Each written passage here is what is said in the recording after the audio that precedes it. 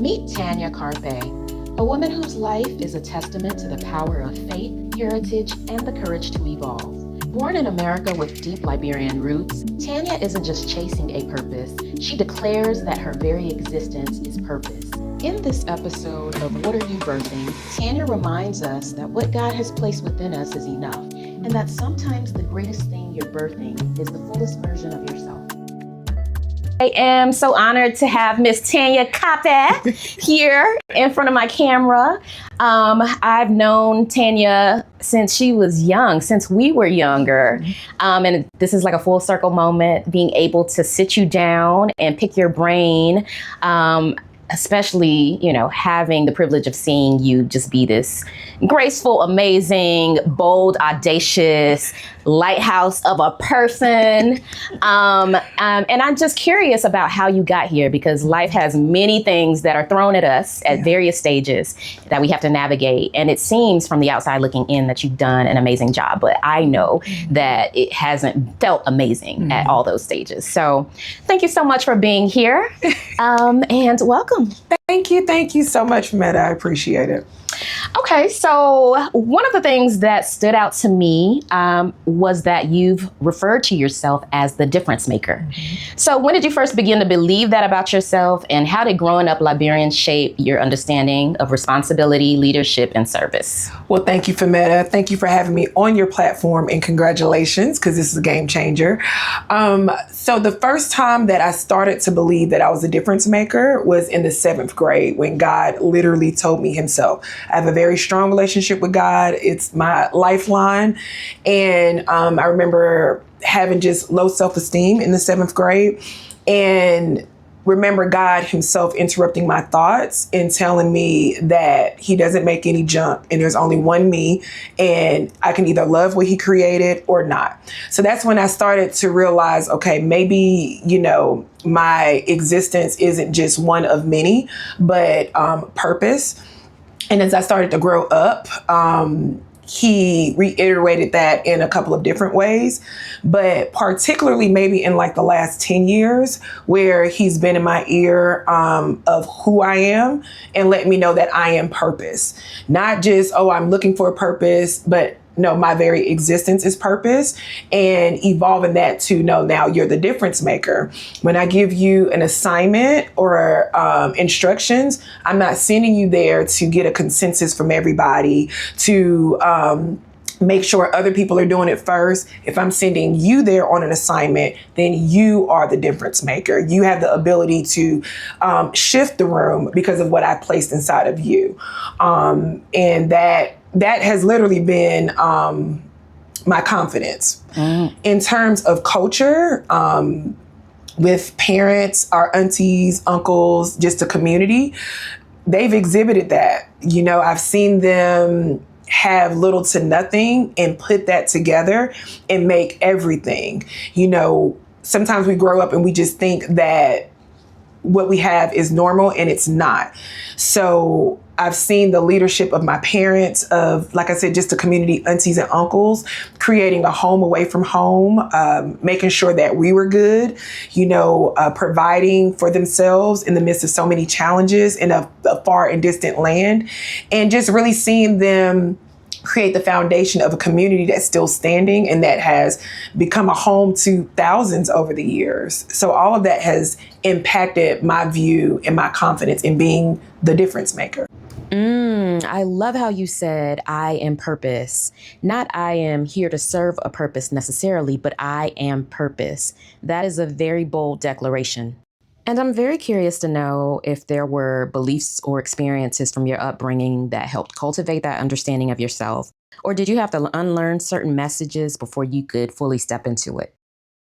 Yes. I would go back to even our prayer group days that shaped us as children. And that's why it's so important what we expose children to, because they may laugh and pick at it, but they are listening and retaining. So I think the prayer group helped to reinforce that. Whether it was, we used to be a little annoyed, like cheering.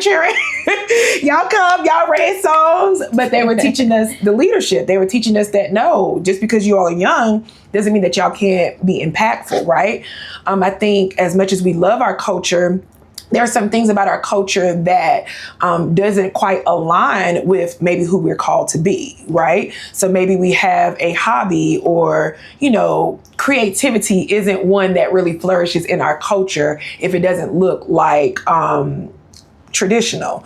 So to answer your question, yes, there were some things that I had to unlearn about myself. Even this idea of being weird, because I didn't really fit in. I've always been well known or popular, if you will, but I never quite fit in. So I had to make peace with being weird and not to look at it as something bad, but look at it as my secret weapon. Culture-wise, there are, I think culturally, understanding that the way that it's been doesn't necessarily mean that that's how it has to be. And if we are going to evolve, if we're going to build, if we're going to allow the next generations to take over and run even further, we will have to adjust. We will have to do some things differently. So even when I think about being born and raised in America, but still fully Liberian, it is okay to reimagine sometimes what Liberian culture looks like, not to water it down, but to see how we can allow it to flourish. So those are some of the things that I can think of. I mean, I'm listening to your words and like the language, weird. And then you said, like, just because it was that way, it doesn't mean that it has to stay that way. And when I think about it, I wonder why we are so rigid in our thought patterns. I mean, everything, if you look around in nature, from the trees, even if they have the same names, even in the fall, if the tree releases leaves and it grows back, it's not the identical tree that it once was. Good. Even down to twins having different fingerprints. So I wonder what it is about this rigidity and why we have to fit, and then as people, we start to internalize that and refer to ourselves as weird. I never thought like you were weird. I would never ever use those terms to describe you.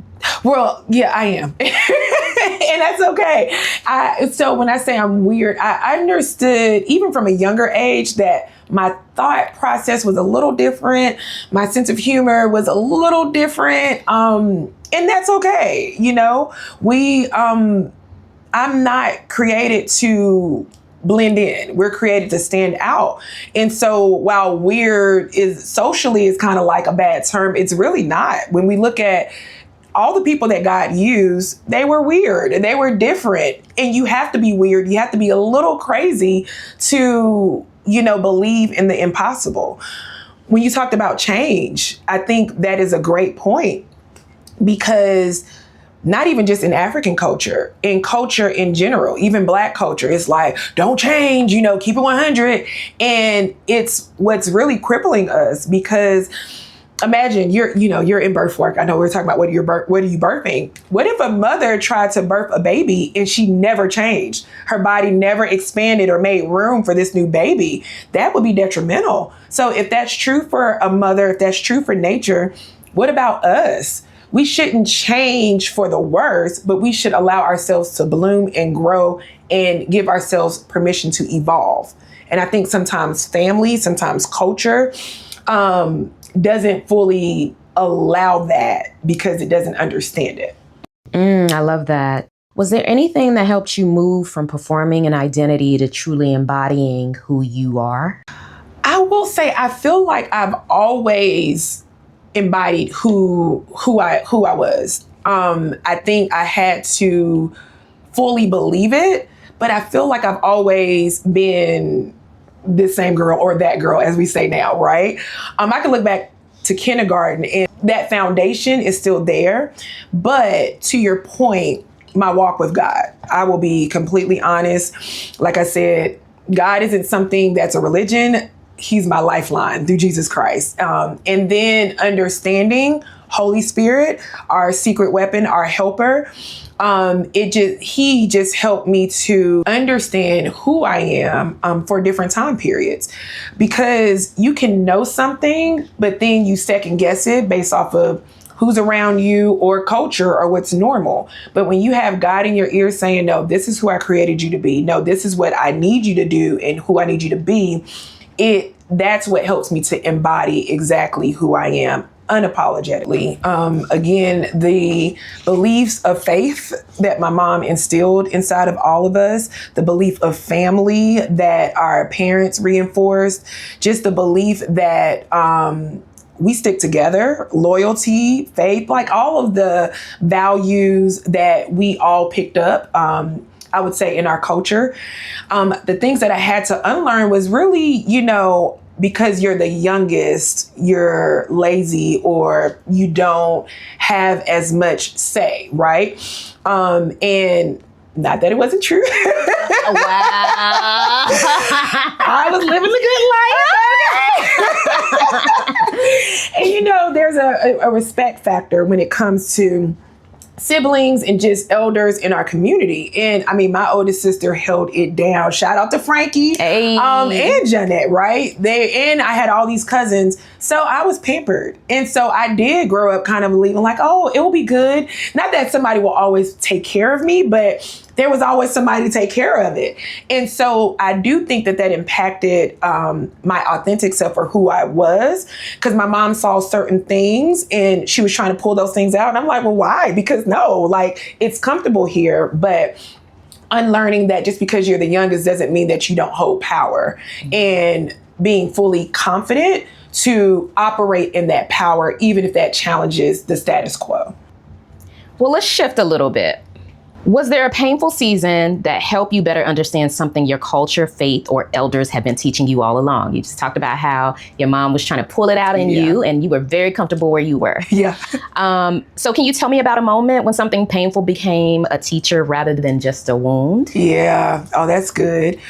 I was looking at that question before we started, and it almost made me cry. And I was like, oh, I hope I don't cry on the interview. So, but yeah, the loss of my mom, the gut punch of her diagnosis after serving God, believing God, doing all the things. And it's just this gut punch of a diagnosis. And there's another gut punch of the healing journey, or what you expect to be the healing journey or the miracle. And then the gut punch of seeing her take her last breath when you heard something completely different from God, and being able to face God again, being able to trust God again. It was a deep wound that almost made me turn the opposite way of my faith. But there's a quote, destruction is a form of creation. And the destruction of my faith became the creation of a stronger one. So what it taught me was faith. It taught me that faith isn't pretty, that faith isn't knowing exactly what God is going to do. Faith isn't, saying, okay, yeah, this is going to happen. It's not about outcome. It's about belief. And God had to walk me through that lesson. And he had to show me that this wound is my greatest teacher for what's ahead. And it was a muscle builder. It wasn't one that I wanted, because I was like, I ain't feeling you. Like, what you doing? But that's okay, because that too is love. And I don't serve a dictator God. I serve a good father who's not offended by my anger, by my wounds, and by me even backing up or needing some time. But he continues to invite me to learn and grow. And that's what he did through that. And that's how come when I had to face the death of my sister, it's still a wound, but I had a different lens because he had already walked me through that. I'll end by saying, when he says he works all things out for the good of those who are called according to his purpose and who loves him, he didn't say all things will be good. He says he's using everything for our good. And that's what the wounds and the painful moments in my life have taught me, that no, it's not good. But if I lean into God, he will show me how he will work that out for my good. It's beautiful when the wisdom just becomes so much clearer, and it's through the wound. That's when the transformation happens. That's the beauty of it all. Even when I think about birth, like witnessing women going through the process of like expanding beyond who they've known themselves to be. And at the end of it, you see all that you worked so hard for. Amazing. That's where the transformation happens. And so often we want to bypass the wound and get to the good stuff. Give me the good stuff. Yeah.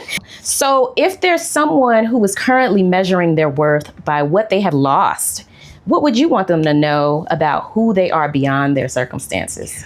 Well, I think we have to discover that. And that's directly linked to what we believe. So I know, there's a wide range of beliefs that will be watching this.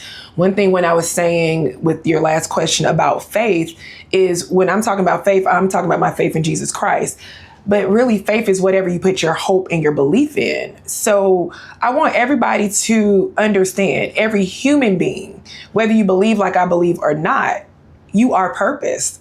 You said it earlier. There are twins that they don't even have the same fingerprints. So does that not signify that each person has their own cheat code as to why they're supposed to be in this world?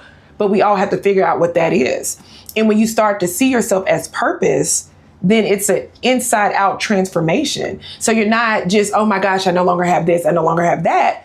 You start to understand I'm the difference maker. So what am I going to do with what I have left as I mourn what I've lost, but almost crying on the run, if that makes sense. And not running from your emotions, but running to see what's next beyond this. So you speak often about vision and purpose. Mm-hmm. What do you think becomes possible when a person finally stops asking, why me, and starts asking, what am I here to build? We don't understand how many people are relying on our obedience of executing purpose for survival. So a lot of the gaps that we see in this world is not because God isn't moving, it's because we're not moving. So yes, what am I here to build? But you even have to evolve from that and just start building. Sometimes it's in the building. And I say that because with my experiences and the work that I do with people, they ask that a lot. And that also becomes a safety net. And sometimes God has already given you the answer. Sometimes the answer isn't going to come in a 8-point step plan. It's like what we talked about. You're not going to have to ask. You're going to recognize it when you see it. So start building. I know that's not quite the question, but my charge, start building daily. We wait for the big purpose that's going to get all the attention, and that's usually not the difference maker. It starts with that daily decision. Our cousin Marceni, she said something profound one day. She said, what if embedded in each day God has a purpose for that day? Yes, there's multiple purposes, but what if every day you wake up, there's that one specific thing that you're supposed to be doing for that day? But do we take the time to say, God, what am I supposed to be doing today? So yes, you can ask. You have to ask, what are you here to build? But in asking that, you have to start building, because it's in the building that you discover what it is that you're supposed to be building. I think we have too many people asking questions and not enough people creating. How do you feel that knowing your purpose may influence someone's perspective? Once you're clear about your purpose, it eliminates the unnecessary. So clarity is key, and purpose leads to clarity. And once you're clear, then you're not confused, you're not wavering back and forth. You understand where you're going, how you're moving, and it creates the confidence to do that thing regardless of people around you. During your intake, another question that stood out to me was just your reflection on being unmarried and childless in this culture, and that it's not a curse. Mm-hmm. In many cultures, definitely in African culture, womanhood is associated with marriage and motherhood. Mm-hmm. So what would you say to women who feel invisible, delayed, or less than because their lives have unfolded differently than they ever expected it to? You are purpose. So when we understand our identity, that shapes who we are, right? Motherhood is important, and it is, a milestone for a woman. That's one of the main reasons why we were created. And also being a wife, right? So I'm not against those things. I think that those things are blessings. But what we have to understand is everybody has a time and everybody's assigned to what they're assigned, right? There are some women who have tried and they can't. We can't hold ourselves to what's outside of our control. So you are purpose. To our culture, I think it's a very beautiful culture. But we understand that there are some things that are problematic, even with marriage and babies, right? And so I think we have to reshape our perspective, not on the importance of it because it's not going anywhere, but on how we push people and how we assign significance, whether they have it or not. We're all, when you talk about a village, we're all assigned to a placement on the field, if you will. Let everybody play their positions. Let's not look at one position being more important than the other, as more so of a supporting role. Where I am fully fulfilled. I am fully satisfied. I have a vision for being a wife, for being a mother, but it's none of my business if that happens. What's my business is executing the purpose for today and making sure that I'm supporting the wives and mothers and children that are within my reach. So to those women, you are purpose, but you have to understand what your purpose looks like, even if it looks differently from what culture accepts or applauds.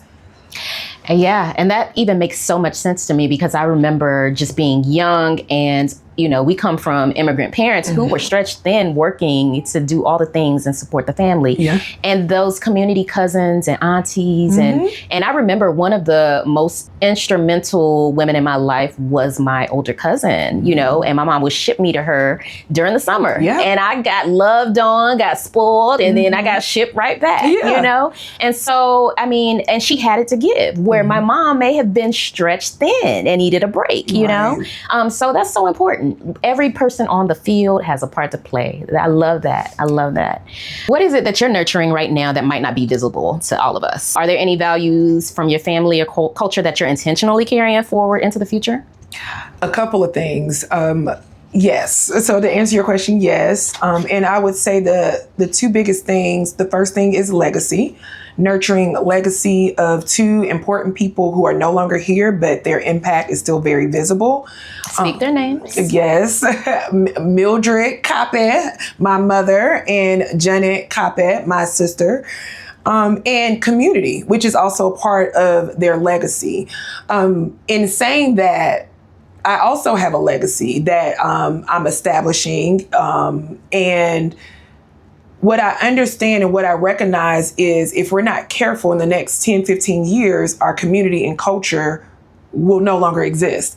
And that's not even just on the African side, Liberian side. That's on the Black side. That's on the Charlotte side. So we have to be intentional about that.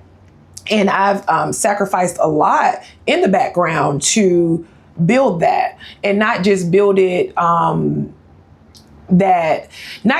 in a way where it looks shiny and new, but sustainable, foundational wise. Who are our next leaders? Who are our next elders? So yes, there's a lot that I'm nurturing, and I'm starting to see the leaves of them sprout, if you will. It's been a long time coming. There are some things that I'm nurturing that I wasn't the first one to nurture, but I've been passed the torch, and I gladly step into that as the difference maker. And there are some things personally in terms of an empire of right where my feet are that I'm nurturing. And I know in the next 10, 20 years, the sacrifice, the tears, even the feelings of, man, what are you doing? This is silly. It will be worth it, not just for myself, but for a whole generation to come. Through the sacrifices and the tears, how do you extend grace to yourself when the vision is big, when the responsibility feels heavy, and the timing isn't moving as quickly as you would like? Woo, I had to pop, child. The story of my life. Again, it's a seesaw. It's a roller coaster of emotions. You remember you're human, or I remember I'm human. I have a lot of temper tantrums. I have a lot of temper tantrums where I'm like yelling and just, because you have to get your frustrations out. But then after I have my temper tantrums, God shows me what I need to see to keep going, even if it's just for the next day. Sometimes temper tantrums last a week, 2 weeks, but God will always remind me of Proverbs 3:5-8. Trust in the Lord with all your heart and lean not on your own understanding. In all your ways, acknowledge him, and he will direct your paths. Be not wise in your own eyes. And that's the formula that God has given me for grace in the midst of my temper tantrums, up and down. I believe, I don't, forget this. Trust in the Lord with all your heart. You mentioned earlier that you're starting to see the seeds sprouting. Mm-hmm. When you imagine the forest growing from the seeds you are planting today, what do you hope the future generations will inherit from the courage and obedience? I hope that they will inherit the goodness that we experienced in our childhood, but at a higher level. I hope that they will inherit, particularly with our community, that they don't have to say Liberia to the world because they'll already be there. And so in just the best of ways, I'm hoping that they will inherit the courage that we didn't have and the courage that our parents couldn't afford to have, right? And I'm hoping that they will inherit a world that's a blank canvas that they can create without boundaries and create not just as a hobby, but as that thing that we need for survival. That's so important. When I think about like being a mom and I think about my son, I always refer to him as an improvement on my design. Like so much of what I had to go through, all the things that I had to learn from, I can pass that on to him so that he doesn't have to struggle. And of course, if he decides to inherit that or not is his choice. Right. But the fact that it's there available for me to give it is I think it's important. And our parents did a lot of that. And I see how we've been able to move the torch forward as a result of all the things that they've sacrificed. And I applaud you for sacrificing so much of yourself because really you don't have to. You know what I'm saying? There's a lot of single women who are child free who out here in these streets enjoying life. I'm still in the streets. As you are. This is true. I have to roll it back wait a minute. Yes, it's true. I know what you mean. Because these are not your the children that you birth, but they are your children. And you understand that from a deeper place, from a place of culture, perspective matters, and purpose. And the thing about it is, I'm not even just talking about children, right? So children are one part, but I'm talking about people who are business owners and they don't know it yet, or people who have a vision and it doesn't make sense because it doesn't exist yet.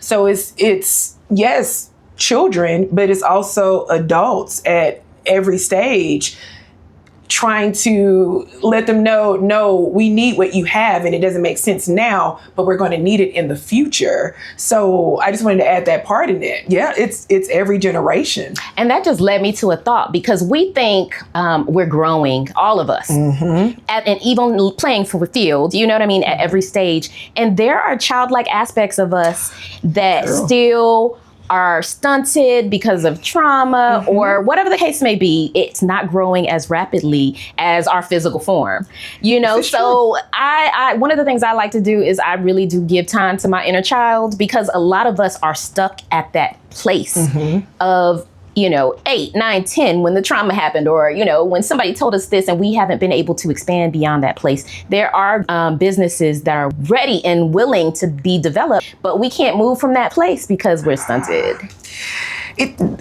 Yes, I don't want to go on too long, but you're absolutely correct. And when I really started to focus on vision, it's crazy how vision does emulate birth a lot because it puts you in a vulnerable place and it puts you into that childlike place because it's like, well, I have this, but I don't know if people are going to like it. So you can be 30, 40, 50, 60, but revert back to that childlike because of this thing that you've been given to carry, but you don't really know how to bring it forth because it's uncomfortable. Nobody's seen it before.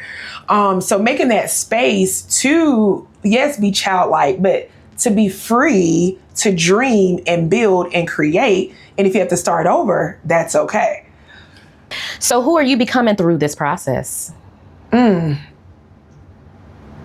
I guess also, how has your understanding of yourself as a Liberian woman evolved along the way? Every day I wake up, I'm becoming that girl. over and over and over and over and over again. Okay, I'm becoming that girl, but not based off of how I look or how people perceive me, rooted in the Proverbs 31 woman. And that's through the grace and power of God, right? As a Liberian woman, it's evolved because I gave myself permission to be the type of Liberian woman that I am versus what I think it should be. I haven't been to Liberia. I wasn't born in Liberia. I was born here in Charlotte. But my parents taught me how to love a culture and a country that I've never seen before. So I've given myself permission to love that culture, chase after that culture, understand I am that culture, and to express it through these fingerprints and not through the fingerprints of anybody else. Is there anything that has surprised you about yourself? My resilience. So if we go back to being the youngest, when you're the youngest, or at least with my family, and we were a very tight unit, we still are a tight unit, there's so much covering. So you never have to worry about anything. Somebody's always there to take care of it. But as those layers started to get picked away, I didn't know how strong I was until I had to be. But when I say strong, that's not human strength. Be strong in the Lord. And so all of that training from prayer group, even the learning that I got when we were in the, Catholic church, or just along the way, all of those steps of faith, I didn't realize it was building the level of resilience that I'm experiencing now. And so that has surprised me. And it also surprised me that all of that weirdness that still exists and that I fully embrace is actually a game changer. All right. When you started out, you talked about that young girl who went in the mirror and tore herself apart. If you could go back and visit that version of who you were, that doubting, grieving, wanting to change, wanting to be different, what would you say to her? 3 words. Girl, you good. Like, girl, you are good. And man, I can see it now. Like, I can picture me at that age. And I just really want to roll up on her like, girl, trust me, you're good. The picky hair is going to be in style. The beautiful dark skin that people are picking at, they're going to be chasing after it. Imagine this. They're going to be playing African music on the radio. So, hey, girl, you're good. And I want to tell everybody that, no matter what age, what stage, girl, you good. Guy, you're good. Whoever you are good. Because somewhere along the line, I believe that I had to change to fit in or to be accepted. But now we're seeing times where no matter what you believe, who you believe you are, there's space for you exactly the way that you are. And so we have to understand that we are purpose. And everybody who I'm speaking to, under the sound of my voice, regardless of what you believe, regardless of what you look like, regardless of how you feel, regardless of what you've been through, you are purpose. And girl, you are good. Period. Period. Yes. Thank you, Tanya Karpeh. Lighthouse of a person. Yeah, I appreciate it. Thank you so much, Fametta. Thank you for this, because there's power in telling our stories. And may God bless your hands and the works of your hands. I received that. Thank you so much.